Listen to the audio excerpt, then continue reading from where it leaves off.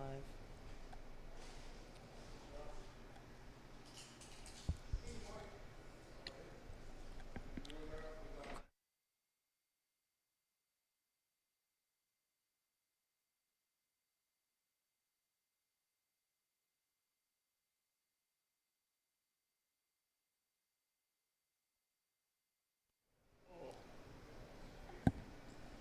All good? Ready to go? Hello and welcome into our second episode of Sundays with the Stallions. We were so happy to have all of you with us live from the Stable Club at Cantine Field. A beautiful day for some baseball. We'll have a Stallions exhibition later in the day, but right now we are so excited to welcome Shane Spencer, Stallions assistant coach, onto the show today. Shane, thanks for joining us. I appreciate it. It's a little warm outside, so I guess we're inside going to do this. Nice and air conditioned. Couldn't be any better. John Gross, Michael Gross, again, Shane Spencer. And Shane, this is your first summer working with the Stallions. You've been up here for a little bit now. What's your experience been like so far? It's been fantastic. I'd like to be up here a little bit more, but with other commitments, it's been tough. But I get to see some college kids, which I'm not used to working with, and hopefully just a little bit of information here and there, and a little bit of work that they could take something back in this off season and have better years next year. Yeah, you mentioned working with some college players and even high school seniors moving into college. How are you hoping to impact those players? Well, I mean, you can't do a bunch mechanically with them, but you can kind of give them approaches and work on their mental side. And I think, especially when they're facing really good pitching sometimes, how to deal with failing. I think that's the hardest part about baseball. I mean, you're already failing at least 70% of the time in pro ball. So when these kids find their first time, they're studs in high school, and then they're getting to college and they're not playing much, they go through these slumps. It's the first time they've ever had to deal with that. Well, I've dealt with it way too much, and so it's something that you can just calm them down and try to simplify things. What do you go and tell them when they're going through that sort of slump, or even when they're still hitting hot? What do you go and say to them, and what's the go-to? Well, you try to just figure out what's going on in their head.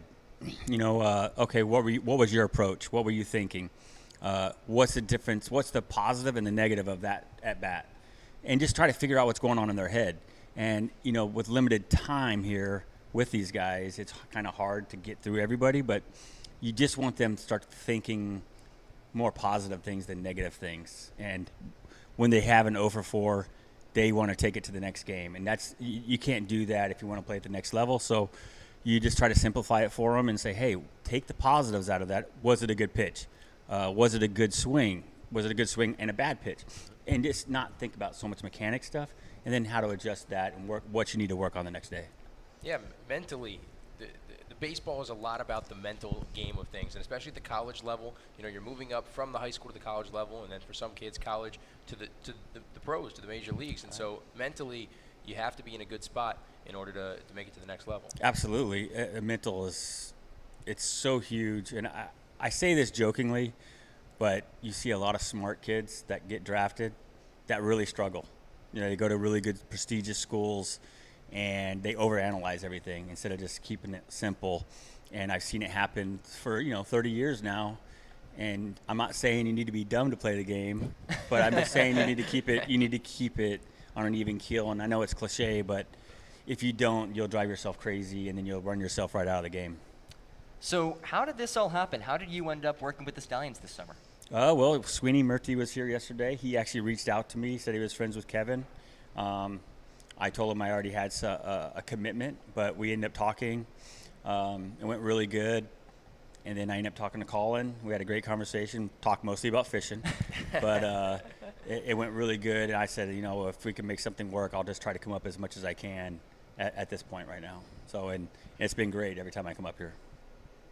So I want to dive back a little bit into your past, because you have had a phenomenal baseball career, a baseball lifer. Has baseball always been your sport? Absolutely not. I don't even watch it. I mean, if I'm not coaching it, I don't watch it. But growing up. Yeah, I played every sport, and then once you get to high school, you pick a couple sports. Football is my sport. My defensive coordinator played for the Raiders. And I got to learn how to watch film, which actually translated into my baseball career when film started coming out in the mid-'90s. And it was easy for me to start to analyze that stuff, and it helped me through my career. So My kids play a bunch of different sports. They play soccer, baseball, volleyball, swimming, and then when they get invested in something, then they can put it in. But my kids aren't going to play one sport the whole time like I did. And I know a lot of kids are doing that right now. Right. But I think they're losing some of the skill sets from other sports, team sports, and those things actually translate. Doesn't matter if you're wrestling or playing football, using your lower half as a hitter. Those things translate to each sport, and I'm not seeing a lot of that right now. And when these kids get in these bad slumps, it's actually longer than it should be, and that's a tough job as a coach.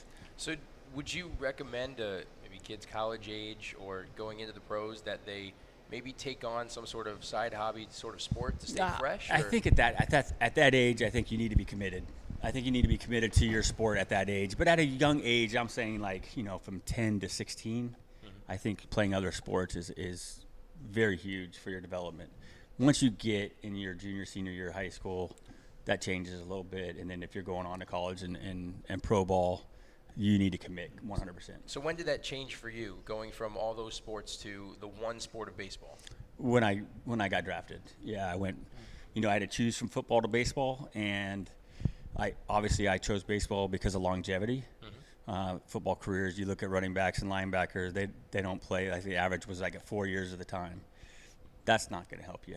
So, and I didn't really care for school, so I chose the baseball route. And if I had to do it all over again, I definitely would have gone back to school, started school. But and it worked out for me.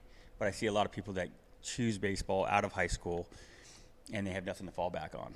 And luckily for me, it did work out, but I don't recommend it for many unless you're a real top round pick. Well, and you were a 28th round pick. Was that a tough decision for you to make, to forgo your time in college? It was. I actually was going to go play football, and I think the 28th rounder in 1989 got X amount of money, which was like a plane ticket and a little bit of cash. Right. But I had colleges, that I could actually negotiate with, so I actually got pretty good money and schooling paid for. Surprisingly, I just threw a number out there in schooling, and they came back an hour later and gave it to me. So I was probably getting 8 to 10 round money, and I decided to go. And it was the Yankees, and I didn't really care for the Yankees. I'm a San Diego guy. Yeah. Love the Padres, love the Chargers, even though we don't have them anymore. But it's a gamble. It is, and it's a lot of hard work. I don't think people realize you're making no money, but you're playing baseball, and it's fun. Right. So it's a lot of work. And you spent 8 years in the minor leagues, and you were drafted, 18 years old, 19 years 18. old? 18 years old. Was there a moment when you were playing in the minor leagues that things really clicked and you felt that you were able to play at that high level? Yeah, I would say I spent the first 4 years as a backup player, and I would take somebody's job. They had money invested in somebody, and they would give these guys every opportunity. And I get it now that I'm a coach, I get it, but as a coach myself, I want to play the best players. And I think my 5th year, I was in high A ball, and they told me I was going to play every day. And if I don't do good, they're going to release me. And I'm like, wait a minute, I don't care about the release part. I get to play every day. Yeah.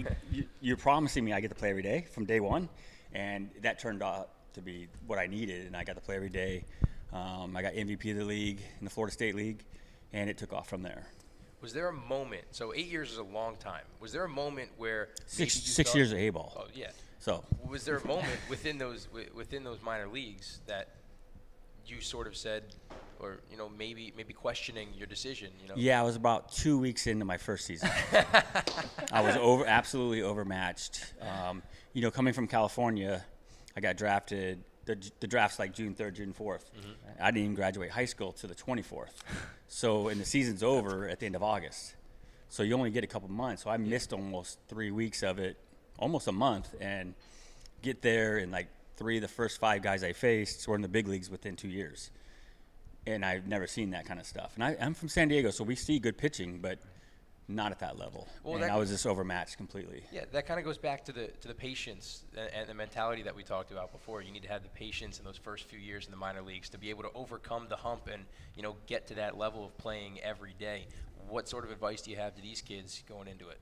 Well, it depends. You got to be careful with who you're talking to. You kind of got to know what kind of personality they have.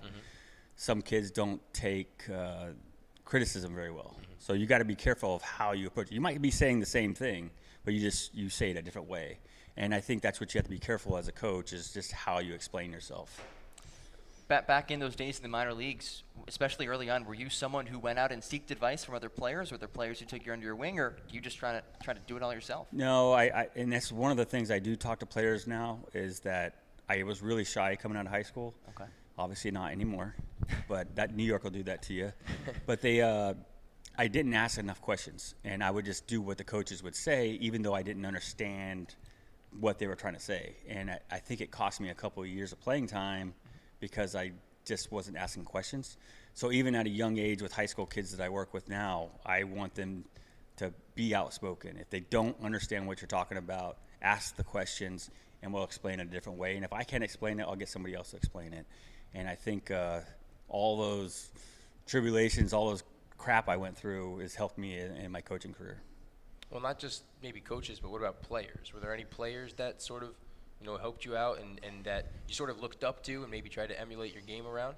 When you're in the minor leagues, you actually try to emulate everybody because they're good. Mm-hmm. But I think you take a piece of what everybody has to do, whether it be how to prepare yourself, whether it be video or coming to the field early or mental game. After I think of Chili Davis, Tim Raines. Chili Davis was really good. Paul Neal. Those guys had a lot of things that really helped me out in different ways. And you take a piece of that, and you take a piece of whatever your coaches have said to you before, and you try to put it all together. And then maybe you run into a kid that you saw something work with somebody else, and you try to use that. It has nothing to do with the way I hit. I don't teach anything the way I hit. I teach like how Alex Rodriguez hit, and these really good hitters. It has nothing to do with my swing. Trust me. Again, joined by Shane Spencer, former MLB player, current Stallions assistant coach, part of 3 World Series championship teams with the Yankees. Shane, 1998, you finally get called up to the big leagues. What was that moment like when you found out you were moving up? Since this is live, I won't be honest, but it was pretty cool. We actually drove up from spring training to AAA, and we got there a couple days early. I was with my girlfriend, who I ended up marrying, and we all went out. We had a day off the next day, so we all were partying. I got a call from Gary Dembo like 6 o'clock in the morning, and he's all excited and happy. Hey, man, what's going on? I'm like, a little hungover there, buddy. But and it was funny because this is pre-9/11, so he said you got a flight like at noon that day to go to Seattle because Chili Davis got hurt. Well, at St. Patty's Day in spring training, I actually got my pickpocketed and my ID got stolen. Wow. So to get on the flight, I actually, my girlfriend at the time had a baseball card of me, and that's what we used for my ID. Oh, my So I almost didn't make my first trip, my first call up, because I didn't have any ID. It just happened, a week before that. So came pretty close to not even making it up there. Wow, so you didn't even use the government-issued ID? Nope, it was some baseball card that was probably about 180 pounds. Well, was the gate agent or whoever looked at it curious? They just needed photo ID. It was pre-9/11, right. So it was, I explained the situation and they let me on, so it worked out pretty good. Wow. Never would fly today. No. Nope. No pun intended. Nope. No pun intended. Wow. So you get called up to the major leagues. Again, you make your debut. I know you really picked things up later in the season, but early on, what was that adjustment like to go from minor leagues to major leagues? The adjustment was the spread, the food that you got. Instead of peanut butter and jelly and goldfish, I was getting big. I think I put on like 12 pounds in the month I was there. Okay. And then I had to lose it all back when I got sent down the first time. So, I knew most of the people. I've been there just as long as anybody. I think Bernie Williams is the only one there that had been with the Yankees longer than me, because in '90 it was like me and Mariano. So it was, I was pretty comfortable. I wasn't playing, but I knew everybody and had been in big league camp a couple times. So it wasn't that big of a deal to me, and I made it a little easy. When you got sent down, how long ago was that after you got called up? I think I was there for a month. 3 weeks to a month the first time, something like that. I think I had 4 at-bats. Really? Yeah, that's 12 pounds right there. So, and then I got sent down. I called up 4 times that year. So. Okay, well, you talk about perseverance. Being sent down 4 times or called up 4 times, having to go back and forth, that takes a lot, mentally going through that. but you also have to stay right physically and everything. And Yeah, it's actually a blessing when you get sent down. It doesn't look like that, but you actually get to play and go back to find your. So you're leaving spring training, and I don't play any AAA games, and then I only get 4 at bats for a month. You get sent down, and you got to find your swing again. It's like spring training all over. So it took a little bit of time. I would say probably mid-June, late June is when I finally started getting my swing back again. And then the last time I got called up in end of July, I had been swinging the bat really good, and I was ready to go. So. Well, that just set the scene for what ended up being one of the greatest stretches for any MLB player, especially a rookie. You end up hitting 10 home runs over the final month or so of the season. A lot of people call it the September of Shane. How did that all happen? They had to pitch to somebody. So if you're going to pitch to Posada or me or Brocious, I was probably getting better pitches than they were. I mean, you still have to hit it, but I was definitely getting better pitches, and it seemed like there was guys on base all the time. So, and coming the last call up, I had been playing a lot in AAA and doing really good. I was locked in, and as soon as I got called up the last time, I was put in the lineup because they had a big lead over whoever was in second, probably Boston, and I got a chance to play and didn't miss a beat. So it wasn't like I came up, sat for a week, and lost my swing. So I got to play right away, and the ball was coming in like a beach ball. So it was fun. A lot of times it's hard to take September baseball and transfer it over to October baseball because it's two completely different types of baseball. How did you sort of try and transfer that over? Well, I think that the way the Yankee system was, I say from 1993 on, we were in the playoffs. We were playing for the championship in every minor league level. Mm-hmm. So you're already in those. You might not have 50,000 people, but the situation, the drama, the pressure, it was already there, and we were used to it. So it's and our whole group was like that. So it wasn't that big of a deal. When you get a big crowd, you really don't hear them anyways. It's when you have a small crowd, that's when you hear the guy telling you suck every time. So it really wasn't that big of a deal. Just the atmosphere was great, and so maybe some people don't handle it that good. But I think as you're coming up with the Yankees at that time, when you're playing in championships and you're in the playoffs as in the minor leagues, I think it just grooms you for that. So you go from being this guy who's called up a minor leaguer for 8 seasons, and then that month of September, then you're Shane Spencer. You become Shane Spencer. You're a household name, especially in New York. How do you deal with that transition from being a minor league guy like that to someone who everyone knows in the largest market in the country? Well, I didn't do a very good job of it to start. I was going back from San Diego to New York, doing signings, doing all kinds of crazy stuff, and making decent money on these signings, but not preparing for the next season. And I came to spring training. I didn't have a bad spring training at all. I actually had a decent one, but it wasn't where I was prepared before, and then not getting to play a whole lot, rotating with outfielders. I really struggled the year after that, and then I had to really commit myself back to where I was. I got myself a winter ball job, and then after that I was fine, but I did not know how to adjust to that, and it showed, and I didn't have a very good year the next year. Over that stretch in late in the 98 season, did you surprise yourself with how well you're performing? Maybe once or twice. Okay. What were the 1 or 2 times? The one time, it was the last day of the season, I hit my 10th home run, and it was bases loaded, and I said, okay, I'm just going to look for a pitch up in the zone like I teach now, and I'm just going to get a sac fly. Well, I ended up hitting a home run, but as I'm coming around second base, I'm looking kind of at the scoreboard and realize there's 2 outs. So I was trying to hit a sac fly with 2 outs. That's how you know you're kind of locked in and you're not really paying attention to that crap. And there's actually a video, and I'm coming around second, I'm laughing. And I wasn't laughing because oh shit, I did it again. It was more of just like, what an idiot. So I tell that story to people, and I'm like, nobody will believe me. I'm like, dude, I was just trying to hit a sac fly with 2 outs. And that's the way things were going for me. Does that happen often when you're just trying to have fun and just trying to play the game of baseball? You just kind of forget the situation you're in?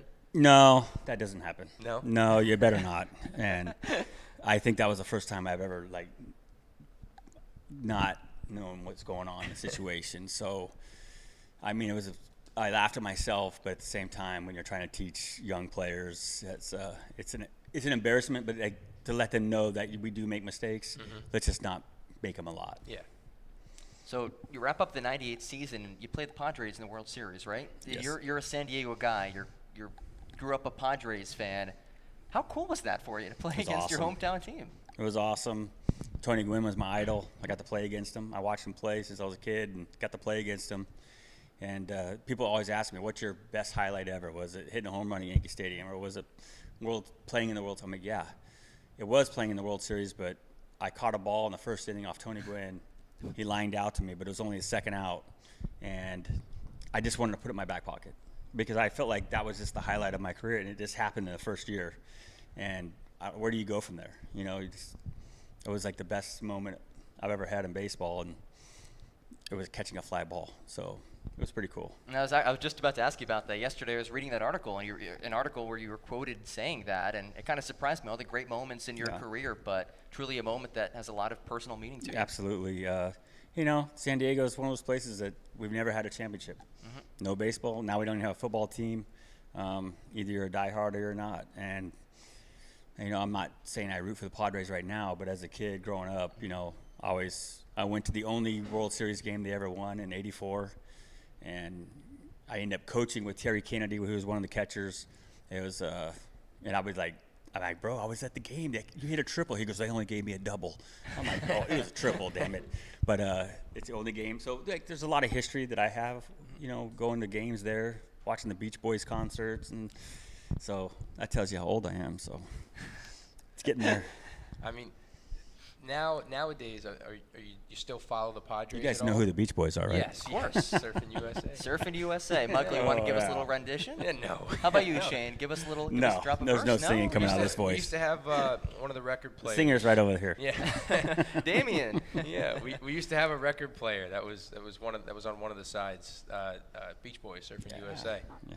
Playing in the Classic. basement. They played a doubleheader in the summer. I don't know what day it was, the 4th of July weekend or something. And they played at San Diego all the time, and we would go every year. So it was cool. Do you still follow like the San Diego Padres this year? I do. Watch I don't watch baseball too much. I'll Okay. watch quick pitch if I'm up in the morning. I'll just to see highlights. But I know a lot of my friends are going to the games and just having a blast. They got a lot of talent there, and it's good to see the atmosphere really crazy there because there's great fans there, and the stadium's gorgeous. It's a great atmosphere, and I'm happy for the fans of San Diego that they got something to cheer for. If they went all the way, would you go to a game to say, as a kid, your dream has got to be to watch the San Diego Padres win a world championship? I would probably rather go watch the Chargers. So So you're still a Chargers I fan? am. I'm still a Okay. Charger fan, so I can't help it. We went through that. We're both Nets fans. They left New Jersey, now in Brooklyn. So it does, but it doesn't. It loses a little bit. It does. Now that Phillip Rivers has been gone, it changes a little bit. But I said, probably not going to follow him. I can't help it. I'm still watching him. I'm still rooting for him. Yeah. So it's my team. Hey, there are a bunch of moments that stand out in your career, but one moment that you will forever be tied to is the so-called flip play. 2001 ALDS against the Oakland A's. You're playing right field. Ball hit to the corner. Can you take us through what went down and from your perspective in that play? Yeah, Oakland's outfield is very fast. I mean, it's probably one of the fastest non-turf fields in baseball. And once you hit it down the line, there's two things that can happen down the line in Oakland. It could either hook and hit the wall and kick out, or it could go all the way to the corner. So you want to get over there and cut it off as fast as you can without overrunning it, and it kicks out. It hits the little turnout that they have past the bullpen, and it kicks out past you. Next thing you know, the guy's on third. So you got to be careful there. So I did it the right way. I actually cut it off before it hit the wall, and when I turned and threw it, I threw it to where I normally would throw it, and there wasn't anybody there really. So I actually, to this day, didn't even see Jeter make the play. Really? I'm like, what the hell happened? Or who was that? Or what the hell happened? But I knew when I turned to throw that those guys had come out a little too far, and that is one of the reasons Jeter floated over. He saw them going out too far, and even Tino had told me, he goes, the game was going so fast, he actually thought O'Neill was out there because no balls were hitting the outfield. So he thought it was going to go all the way to the wall, and he floated out a little further than he would if he knew I was out there. So Jeter, the player that he is, saw that, made a play. It probably would have got him anyways. That's my opinion. But Well, that's the thing. Earlier today, I was actually watching a scientific breakdown. I don't know if you ever saw this video, but they break down. I have plenty of video, and it still would have got him, but it doesn't matter. It was. I got an overthrow. It doesn't matter. So you were trying to hit the cutoff guy. You were. Yeah, Okay. absolutely. Okay. Yeah. But you're right. It ended up being a great throw, and it would have one hop to Posada. It seemed. Couple hops. Couple hops. I don't think but it was one hop. A couple hops. Would have gotten there. Yeah. Would have gotten there. And it would have been another bang bang. So that's all up in the air. It's opinionated, whatever. But I get an overthrow. He gets an ESPY. It's all good.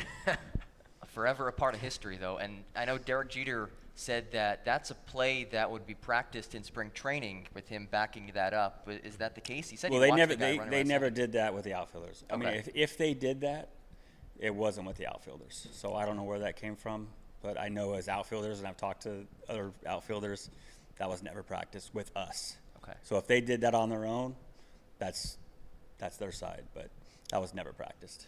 And you didn't. So you said you didn't see Jeter make the play. You go to the dugout. Did they tell you what happened? I actually or? talked to Clay Bellinger, Yeah. and I said, "What the hell happened?" He goes, "I don't know. Jeter came over and flipped it over there." And I said, "Oh, cool." And that was the end of it. And everybody was high fiving, and I was getting high fives. I'm like, "What am I getting high five for?" I chucked it in, but it's I'm thinking of my career as probably the only cutoff man I missed, and next thing you know, it's one of the greatest plays of all time. Absolutely. So, you're welcome, Jeet. So transition a little bit from your playing career to coaching. I know after you finished your baseball career, you played a year overseas, right? I played 2 years in Japan. 2 years in Japan. Okay. I wouldn't call it playing. I was kind of like player coach, so Okay. I wasn't very good. So that was your first foray into coaching as a player? Yeah, coach I out actually. there? So what they would do is, I'd obviously do all my work as a player, but when a new team would come in, I'd sit in with the coaches and they'd ask me opinions or spring training, like how do the Yankees do it, and so I would sit in and get to hear some stuff. They never listened to anything I said, but it was at least a good environment where I got to learn some stuff and speak my mind of what I thought could help the team. I know we had talked briefly a couple weeks ago about you coaching overseas and that the level of play was different, but what did you learn there that you ended up taking and bringing over to here? As far as like when I coached in Korea, Yeah. well, there I was in charge of the whole minor league system, which isn't like a minor league system here. There's probably 60 total kids in over there, and it's a small country. It's size of California, maybe a little smaller. Probably more people, but the talent level. They have some really good players. Obviously, some of them are over here, but the average player probably wouldn't get drafted over here. So it's a little bit different. I think the one thing I learned over there was just how to like manage what you have, and you're communicating through a translator 95% of the time. So you got to be careful of how you say things. And so now I've calmed down so much from when I started coaching of just how to explain things in a softer tone, I guess you could say. Yeah, talk about. I mean, how difficult was that having to use the translator for all? Well, of you got to train your translator Yeah. during spring training, and then you got to train your coaches during spring training. So it actually takes, and you don't really get to pick your Korean coaches; they pick them for you. So they switched them the first 3 years. I had new coaches every year. So you spend 2 months of spring training and then another month to start the season, just trying to get them on board of what you're trying to preach and coach. And I let my coaches do their thing. And I think we were the only ones over there where my coaches actually got to do what they wanted to do, how they wanted to coach. And then if I had an issue with something, then I would talk to them and say, hey, what about this or why you're doing this? But I would let them coach their way. Obviously during a game, I manage the game. But as far as the coaching part, it's like this is development for them too. And we had great success over there. And, I'll do it over here too. And it's I really do enjoy coaching. So it was much more like laissez-faire, like just let it go, like do what you want over Well, there. I and worked my ass off for the first couple months, Yeah. and then I let them do their stuff the rest of the time. Okay. So I got to chill during the season pretty much. But then at the same time, I have guys up and down for the big leagues because they don't have a 10-day thing. You could change your roster every day. So it was my job to get young players in the game, plus keep my older guys ready for the big league team. So it was very that part of it was more front office for me. Well, coming back around to the Stallions, that's also kind of what the goal is here. You know, get everybody into play. It's summer ball. Yep. You know, and doing that, and it's good for these guys too, right? They brought in the extra hitter rule. Now there's 10 hitters and everything. You know, I mean, That's one of the first questions I asked Doobie was like, how with all these guys, what's your plan on how to get them in the lineup? Like how much playing time? He goes, I'm just going to play him a couple games, 2-3 games, and then rotate them. That way it's not every other day, so they can get in a rhythm. I said perfect, because that's kind of the way I do things too. And we're kind of old school together, so I just let him do his thing, and then if I see something, I'll videotape the players. If I see something and I think they want to see it, of course they all want me to videotape. I'm like, no, I'm not. Just let me videotape what I want, and then I'll show you. So it's they don't. You don't want them to thinking that you're picking sides. Like, oh, I like this kid, that's why I'm videotaping. Mm-hmm. No, I'm videotaping because I see something that Can be corrected. he doesn't understand. If I've seen him enough. So I got to work with a few of the players, and at least it doesn't matter if they're doing good right now. At least they know what to work on in the off season that can get them better for next season. You've now coached at different levels, different ages, different countries. Is there an age group or level that you prefer to coach at? Yeah, the couch. I like the couch, the golf course, the fishing boat. It's really the same from my 11-year-old son to a professional. I teach the same thing. It's just how you translate it to each player, what age level they're at. The swing's the same, but then you get more in, right into the game as far as like approach, what we're looking for, what this pitcher does. That just gets more complicated as you get older. So you just got to change your verbal with them. What's next for Shane Spencer? Are there things that you want to accomplish that you haven't gotten to yet? No? No, I just want to fish. Just want to fish? I just want to fish. Low golf too. If I can't fish, I'll golf. Yeah. Anything outside, I'm good to go. Nope. I like teaching. I like coaching. It's fun. It's not a selfish thing. You're never going to be able to, if you have a regular team, say I have 13 hitters, there's going to be one or two you can't connect with. And I struggle with that. I'll bring somebody else in that does the same kind of thing, but might say it a different way. So they might understand that, because it's almost impossible for you to connect with everybody, and you kind of got to accept it and just ask for help from somebody else. So maybe if it's not coaching for the next 10, 20, however many years, what about like clinics? Doing. I do that. Clinics, I do some clinics. I've been to Dutchess Stadium for like 8-9 years. I've done some summer camps out there. I've done clinics. The clinics are one thing. It's almost like the parents just want you to be their kids to be a part of it. The pictures. You tell them stories, stuff like that. You're talking to the parents mostly, but I do it all. I enjoy the teaching part. Like, I don't miss playing at all. I don't miss it at all. And I try to tell people, I don't think people realize the work that you put in every single day. And it's just not at the field. It's the mental preparation. It's the off season. It's it just wears on you. Coaching's once the game's over, you can just shut her down. If you're thinking about a lineup the next day, that's one thing, but you can kind of shut it down, and it's not the same as when you're an actual player. You mentioned stories before. Is there some sort of story, PG at least, for I don't have PG stories. But is there some story or some moment in your career that just really shines above all? No. Obviously, being very fortunate with the Yankees, at the right time, that's great. Honestly, some of my best friends still to this day are guys I played the minor leagues with. One of my best friends is one of the head scouts for the Yankees still, and I get to hear him bitch about what they're doing from the front office, and I won't say his name right now, but he does a great job, and I'm still friends with a lot of guys in the big leagues I played with, but the guys in the minor leagues that you're rooming with and traveling with, those are the guys you still talk to. Those are the guys that are in your wedding, you're in their wedding, and those bonds that's one thing I miss about baseball is stretching on the field, talking about the night before, the game before, or whatever it is, or what you're struggling with. Those things I do miss, And as a coach, you still get to hear it. You just don't get to be involved with the players. So it's a blessing. A reminder for those of you watching, feel free to leave some comments or questions for Shane in the YouTube chat section. It should say live chat. You click, and you could submit some questions. So you mentioned earlier that you don't watch baseball anymore. No. Why is that? I'm coaching it. I mean, in baseball, you got to get away from it because it is such a mental game.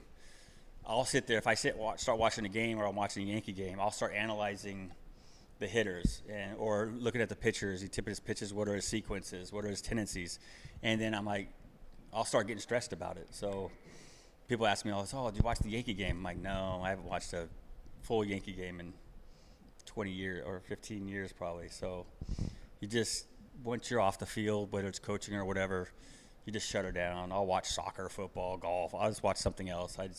Just to clear the mind. Do you ever go back and watch games that you played in? Yeah, I have a highlight film somewhere that I'll go back and watch a little bit, or let my kids watch it. But I mean, it's all upstairs, so I don't need to watch it too much. What do your kids say when they watch you play? That's you? You don't look the same. I'm like, yeah, it's about 15 pounds heavier there, kids. So they never got to see me play, so it's for them. They get to see it. But we had the tight pants back then, so it was a little bit different. They wouldn't have the baggy stuff, so they just thought, I can't believe that's you, Dad. I'm like, yeah, well, it happened. So, as a father and a father of, I guess, athletes, where is the line between father and coach? Because I know that while they're playing, if you're not coaching, Yep. Sometimes it's hard to want to, you want to say, hey, go do this instead, and the coach may say something else. Where is that line, and how hard? It's a great question, and I think every parent deals with it. I think even when my kid was playing baseball, they expect your kid to be the best player. And maybe my son was one of the best players, but I give them the basics, and then you hand them off. Mm-hmm. If they really want to work on something, they'll come to you. My daughter's an elite soccer player. I do what I can to help out, but when it's practice time or this, I stay away. It's their world now. They'll figure it out, and I try not. And as coaching travel ball myself with none of my kids, I do the baseball here in Connecticut, and the parents get so involved, and they're trying to teach them from the game, from the stands, and it's annoying. Like, you guys hire us for a reason. Just stay away. And as a parent, it's hard because you can help them a little bit, but the kids don't. Your own kids don't want to listen to you when it comes to coaching. My daughter might a little bit, but once they go to their practice, just let them be. The coaches are there for a reason, and if you don't agree with it, then you can move them somewhere else. But I stay away from that part, and it's hard, but it's their life now.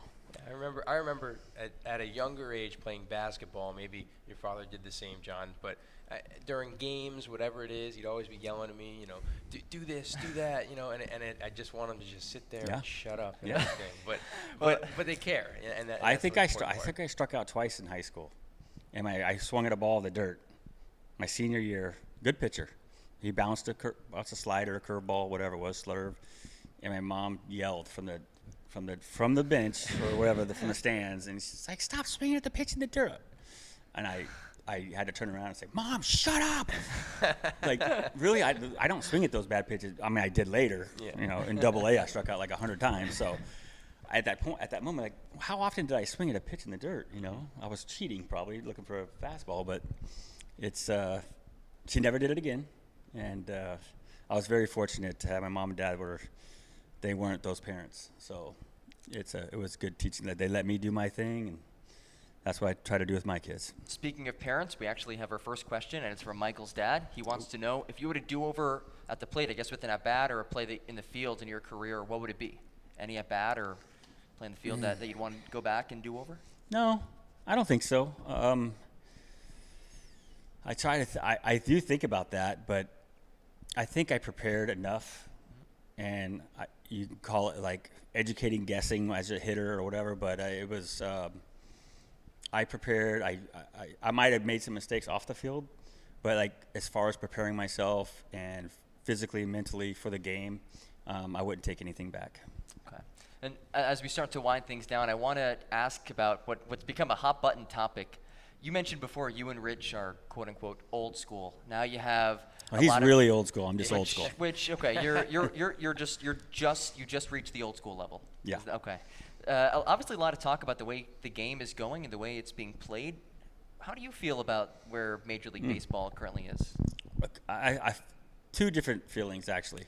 Okay. One, I would love to play right now. Strike out or swing for the fence, hit home runs, and get paid a lot. I think it would be a lot of fun. So I don't fault the players at all. If they're striking out 150 times and hitting 35, 40 home runs and getting paid millions of dollars, it looks like fun. Now, I don't think it's good baseball, but that's coming from the old school. I mean, I don't think you win championships that way. Obviously, the Yankees and some of these teams are struggling with that. When they face good pitching in the playoffs, they're getting beat because they don't know how to move the ball around, move runners over, score, run the bases the right way. So they're not winning championships. I have a problem with that. But as far as a player, it looks like a lot of fun. So I can't fault the players. I think the fans want to see it, and the front office are getting people in the stands. So that's it's advertising, and it is what it is. And it's not my place to say. Those are just the way I feel about it. As a player, I want to play. As trying to win a championship, I don't see it happening. So obviously you want to continue to teach the old school ways of. Yeah, well, some of these. Here's the problem with that is that you have elite athletes playing MLB. They can get away with this swing, whether you call launch angle or whatever. I mean, the spin rate is out of control, whatever. You can throw a strike or you can't throw a strike, whatever. And trying to teach, you see all these YouTube videos and all these people coming in. I see players all the time, and they're teaching this launch angle at a young age, but they're not teaching. A launch angle is actually when you're getting extended, you're actually getting down to the ball, and then as you get extended, the bat is actually coming up. It's not launch angle from down here where you're swinging uphill, and that's why they're striking out so much, because they're just pumping four-seam fastballs right at the belt or above. And you're teaching these kids these bad mechanics at an early age. Now, if you can get them with good mechanics early, getting to the ball, barreling the ball, hands inside, and if they become elite players, then they can make those little adjustments. But if you're creating something that they don't already have, yes, they're going to might hit some home runs in Little League, yay. But as they go up and the pitchers get better, they're just going to fail. And so I see it a lot. And that's just my opinion, though. I mean, and maybe it's just the old way, but if you talk to a lot of people, you could see it. I mean, even the college kids, there's a lot of that going on, and they're getting beat up by good pitching. So they need to get back to some fundamentals, and but that's their choice, you know. It's not my choice. If they want to learn launch angle, then don't come to me, because I'm not teaching it. So If you woke up tomorrow and got a phone call that you were now the commissioner of Major League Baseball, what would you change, if anything? I would not accept it. Okay. First of all, let's say hypothetically in this alternate universe you did accept it. What would I change? Is there anything about the game that you change? Any rules that you change, maybe? No, I don't play around with that stuff. You know, that's for people that want to change things. It's just like any other job. You're going to take this job, you know, you're going to get certain things you're supposed to do and not do. And you sign a contract for it, and, you know, don't bitch about it when you try to change it. So I don't have an issue with anything they're doing. I don't pay attention to it. You know, if those are the rules, and those are the rules. And you go play by them. Simple as that. You watch more football. What if you became the commissioner of football, took Goodell's job? Would you change anything there? Dallas? Yeah. Yeah, I'm not going to Dallas. I'm not a Cowboy fan, so I'm not a Giant fan either, though. So And Jerry Jones, yeah. No, they could do whatever they want. I don't care. All right. Well, I think that's pretty much it, Shane. Anything else you want to add? No. Any message to the Stallions fans out there tuning in? Yeah, well, I hope we keep on winning, and you know, it's a great atmosphere. The players are, you know, some really good players, really good personalities.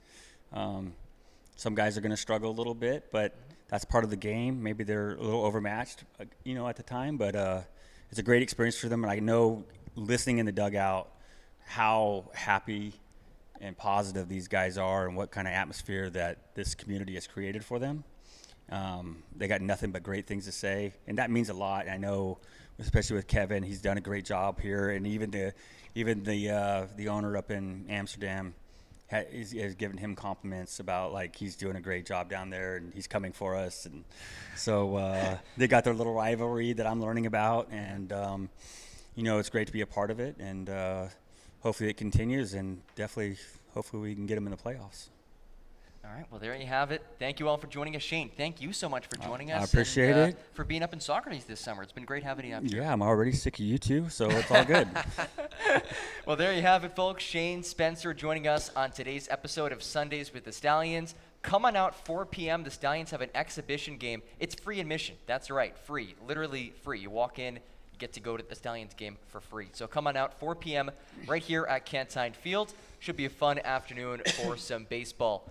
For Michael Gross, Shane Spencer, I'm John Gross signing off. Episode 2 of Sundays with the Stallions. Roll ponies. Roll ponies.